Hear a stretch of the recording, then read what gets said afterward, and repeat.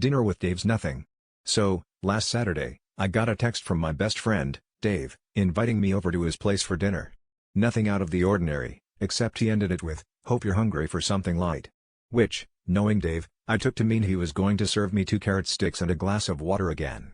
But hey, free food is free food, so I went.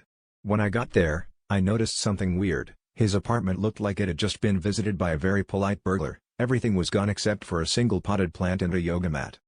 I asked Dave what happened, and he got this kind of manic gleam in his eye. Minimalism, man. Less is more. I read a book and now my life is so much lighter. I wanted to ask where I was supposed to sit, but before I could, he plopped down cross-legged on the empty floor and invited me to join him. Or, he said, if you want something more formal, we can use the chairs. He then proceeded to gesture grandly to the very obvious absence of any chairs, as if they were just shy and hiding behind the air. Not wanting to kill his vibe, I played along and sat on my own, highly ergonomic imaginary chair.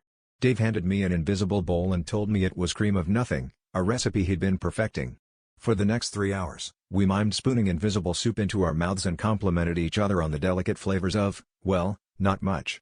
He even asked if I wanted seconds, to which I enthusiastically replied, only if you have enough nothing left to go around. We debated the best way to season nothing and whether imaginary croutons were gluten-free. By the end of the night, I realized I just spent my Saturday night eating pretend food on a pretend chair, in a real apartment with a guy who had thrown out everything except his sense of irony. On my way out, Dave said, "We should do this again next week, maybe brunch." I told him, sure, as long as you promise to save me a spot at the table.